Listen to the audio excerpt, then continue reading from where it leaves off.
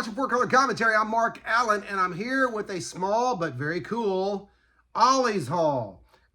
So my family and I were in Bartlesville, Oklahoma yesterday for our son had a music event there, and it's football one night, music the next. It's just kind of, that's the way things go around here.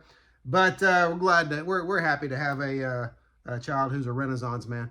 But anyway, went by the local Ollie's at Bartlesville. Anytime there's an Ollie's nearby, I like to check them out.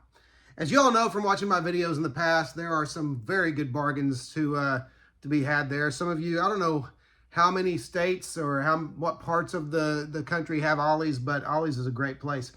And I found some really deep discounts on some items that I didn't even know about. And I'm talking about Boom Studios pen and ink editions.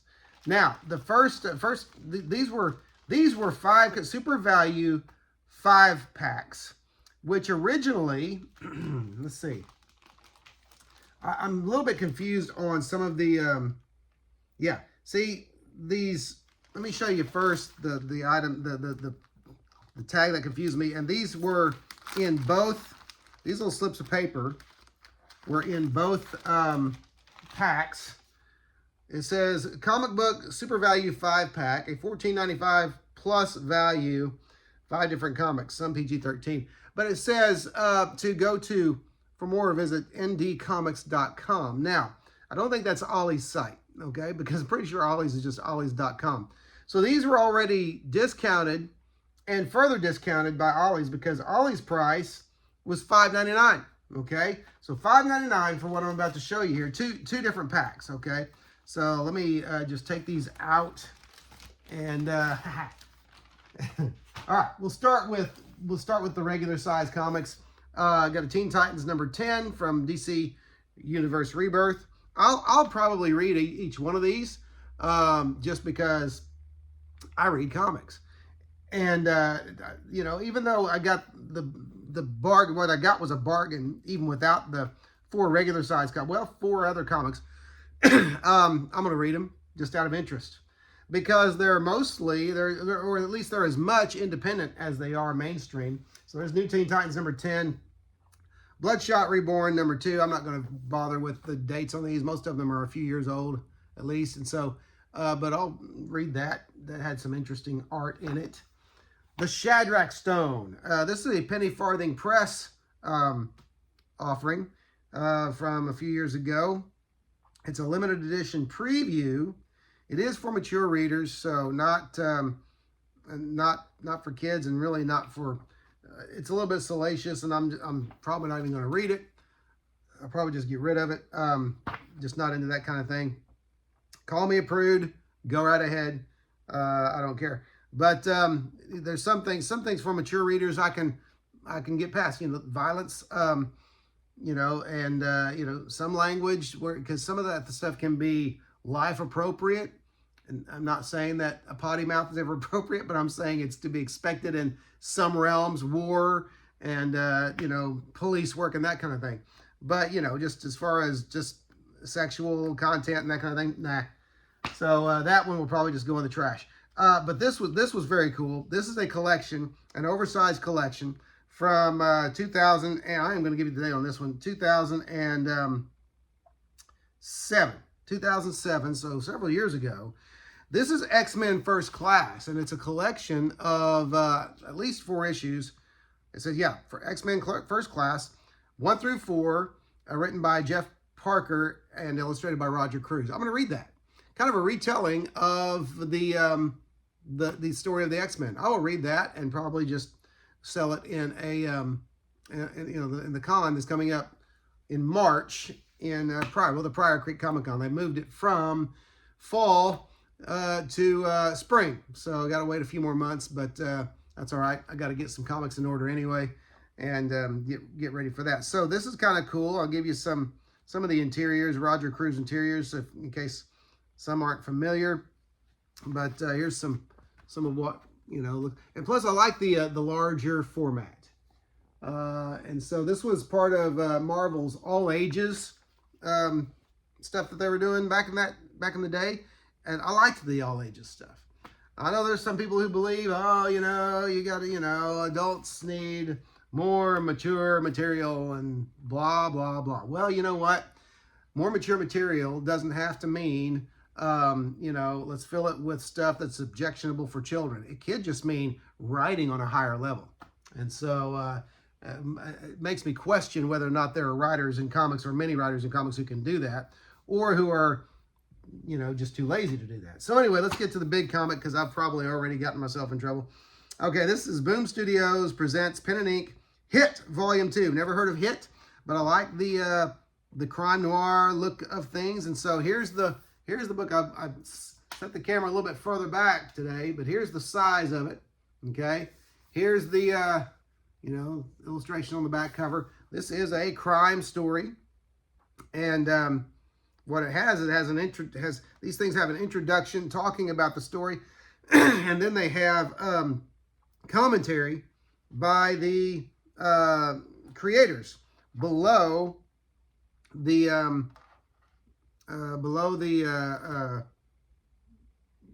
story. Okay, I'll show you in a minute. I'm thinking and trying to talk at the same time, which never works out well. So this one has commentary by writer Bryce Carlson and artist Vanessa R. Del Rey.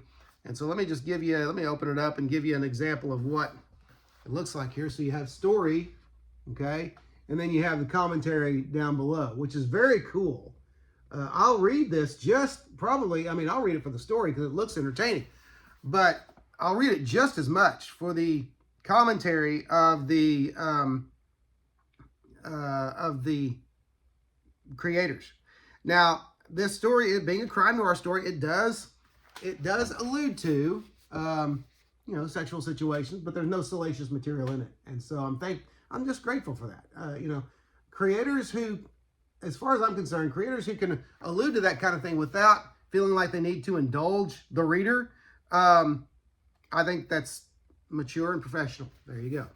Get myself into more trouble. Here we go. Okay, so look up, and I say look up because I'm being a little bit facetious. Look up a guy named Alfred Hitchcock, okay? So anyway, here's just a few, again, some more pages.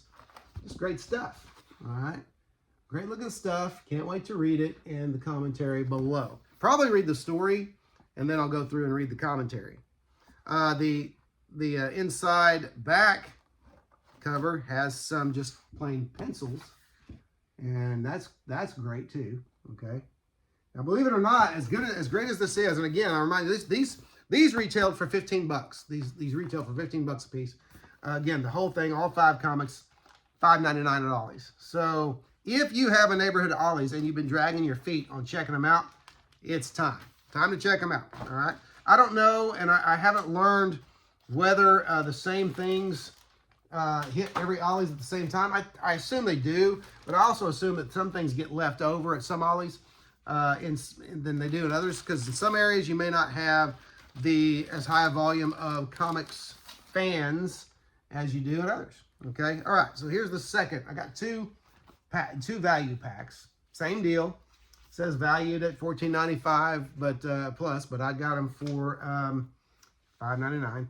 First one is an interesting non-traditional sized comic called Nook number 2 by looks like Ox Eve Media. Oh no, whoa, that's tiny print. Source Point Press. Creators Caleb Thusat, artwork by Marcelo Biot. All right, so here's Nook number 2. Interesting format. Not quite magazine size, but bigger than your average comic book. And a very independent looking comic. I will give it a read because I like to give independent books a chance. And I have lots of indies from as far back as the 70s in my collection. All right. And so that's one I'll give a shot. Here is a Bloodshot Rising Spirit number 1. Never been a big Bloodshot fan. Never even seen the Vin Diesel movie.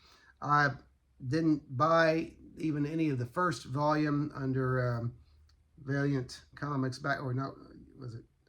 Yeah, Valiant Comics back in the day. But here is Bloodshot. It's got a blank white cover. I guess that's a sketch cover. And Bloodshot Rising Spirit #1. Give you an example of some of the art inside. There's a nice splash page. There you go. Bloodshot doing his thing. All right. Bringing mayhem and carnage to the evildoers. Okay. Oh, he's on fire in that one. So there you go. I don't know. I know nothing about Bloodshot. And so I can't, it's hard to get excited. Okay. So, all right. Invader Zim, #3 by Oni Press. Looks quite cartoony, quite stylized art form. Got the trash truck outside. You might be able to hear that. All right. So, you know, there's a nice independent offering for you. This one looks very independent. Let me give you a sample there of, okay, so very independent looking stuff.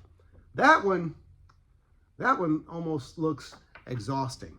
I will give it a read, but it almost looks tiresome. Tiring, not tiresome. Tiring. Very, very energetic, manic art style and storytelling there. Didn't mean tiresome. Didn't mean that. It could be very good. All right. And then Hero Special Edition from 1994. This is the best inside the best and worst of 1993. The year's top 50 books, ranking the comic companies. Here's Hero's choice for comic of the year. So all this with a great Mike Allred Madman cover. So with a cool card set inside. All right. So I'll be probably breaking that open and putting those in my card folder. But so it's always interesting. I tell you, in a way, it breaks my mind to think that 1993 was over 30 years ago, because I remember 1993 very well. And it was the year, basically, it was the year of the big comics crash of the 90s. That's when it started anyway. And but I still have I have wonderful memories of a lot of stuff that I read in the 90s. And this book, this magazine, this periodical is one of them. I loved Hero, I loved Wizard, and no apologies on that. Now, I'm going to show you this, and then I forgot one thing that I picked up at another store. I've forgotten the name of it in Bartlesville. But this was the second pen and ink edition that I got. This is gorgeous. When I saw it, I knew I was going to buy it. Didn't matter what the price was. This is of a title I never read, but the way they did this one is a little bit different from the way they did the Hit edition. This is the pen and ink edition of George Perez's Sirens, featuring the art of George Perez. Look at that. Okay. The great George Perez. There's the back cover. Goes to make one large illustration. Can't beat that. Can't beat it with a stick. And what this does, this is with commentary by George Perez, and what it does is, I was a little bit, first of all, well, you got to see this, the sketch inset. Just this right off of George's drawing table there. A couple of sirens, you know, kicking butt, taking names. And this has the, just gorgeous art everywhere in this thing. Okay. Beautiful. Beautiful. This has the story issue #1 of George Perez's Sirens, with commentary by George Perez. Now, I was a little disappointed at first. Here's another sketch, just penciled page, penciled splash. I was a little disappointed because when I first got into this, I noticed in these beautiful, you know, penciled and inked pages, there was no dialogue. No dialogue balloons, no captions, no narration, nothing. And I thought, oh no. I mean, the art's beautiful, but I want to read the story. I don't want to go back and check out this Siren's work. I don't know how much of it there was, but if I can't read it, how do I know if I like it? But as if to say, worry not, dear reader, they have two presentations of issue number 1. And the second presentation does have dialogue balloons, and it's George Perez's penciled art, telling the story in just his penciled art. And if you are a comic book aficionado, now I don't use that term.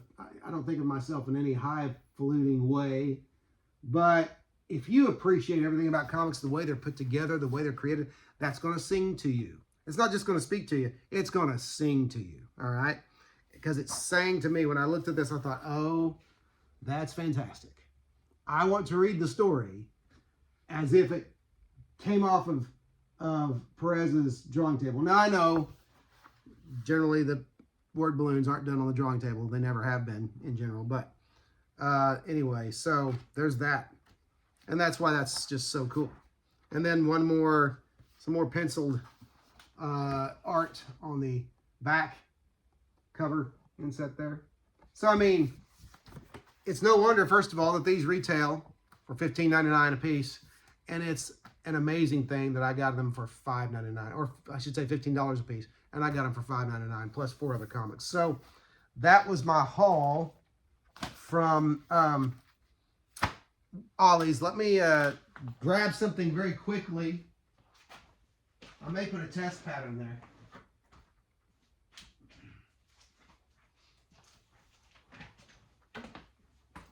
And we're back. There you go. So I picked this up a little more than I should have paid for it, because it was actually just a nickel above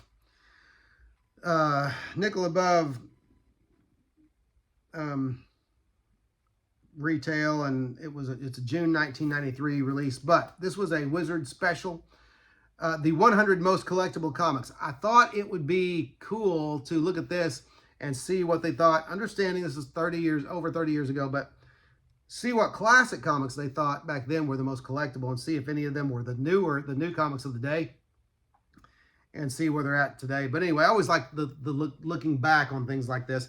But what really got me, and I haven't taken it out of the plastic, but I will, but it's this beautiful Will Eisner spirit cover, and it is a foil.